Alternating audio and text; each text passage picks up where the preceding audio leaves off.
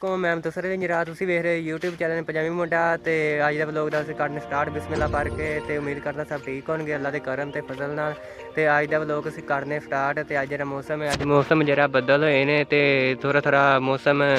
Normal ने साडे channel subscribe भी मारे फटाफट सबसक्राइब करने ते व्लॉग करने स्टार्ट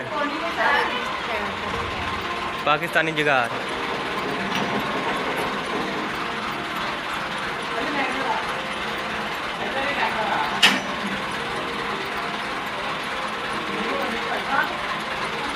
इनू कहते हैं पाकिस्तानी जुगाड़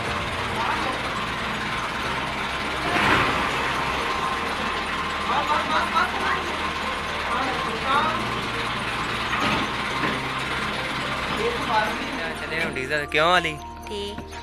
डीजल लैन चले हैं। हाँ जी असं पेट्रोल पंप से डीजल। अस्सलाम वालेकुम जहाँ तुम जानते असं सुबह व्लॉग शुरू करन लगे हैं तो असं हुण सुबह सुबह पापा ने ना किते जाना सी पापा ने चाहे डीजल लैके आओ तो उन्हें डीजल लैन चले हैं असं हुण जाऊँगे पेट्रोल पंप। ठीक हो गया असी कट दी अपनी शहजादी थी चले डीजल का समान पेट्रोल है पंप है देख सकते हो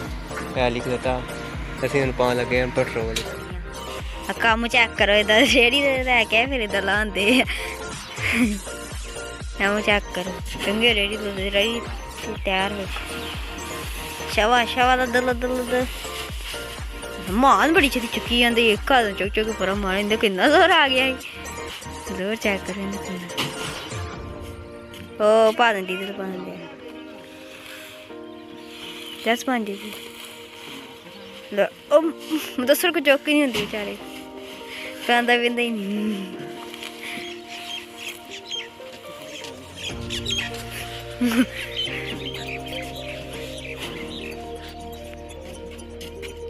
माल पता नहीं केड़ी गल का गुस्सा चढ़िया है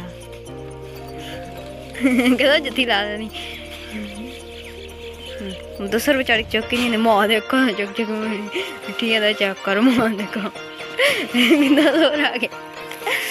कितना जोर आ गया दूसरा कुछ खांदा ही नहीं बेचारे को जोर ही नहीं आया डिग्गी लगा दी अरे कि मान उधर एक खाना चक्के बड़ी चेक कर जोर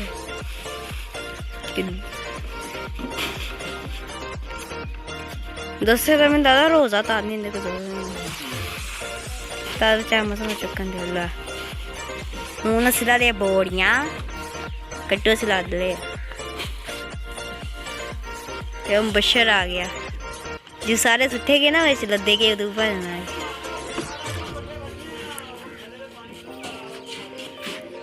हाँ जी उन्हें सिला दे बोरियां या मां ने दस थले आ गया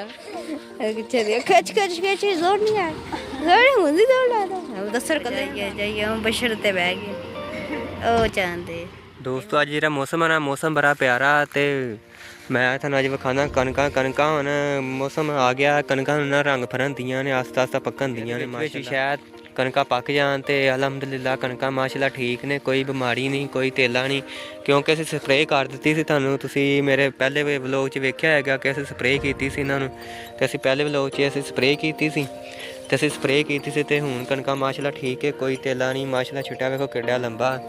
ते बेहतरीन कणकां ने ते इंज ना जेह्ड़े लोग पहले स्प्रे कर देंदे ने वक्ती तौर ते वो फिर कणकां ठीक होंदियां ने जेह्ड़े फिर देर कर देंदे ने ते वो फिर कणकां खराब हो जांदियां ने ते माशाल्लाह कनक वेखो ठीक है घर के सामने अस कनक लाई है तो माशाल्लाह बड़ा प्यारा निज़ाम है तुम लाइक ते करो देख रहे हैं कि मेरी वीडियो ते ना इन व्यू आ रहे ना तुम सब्सक्राइब कर रहे तुम सब्सक्राइब करो तो लाइक करो बोलती आई दियाँ चीज़ां विखावा करांगे ते गाँव थोड़ा दूर है तो मैं पैदल जा रहा तो मैं कहीं गाँव का टूर काटेंगे तो वो साडा पिंड है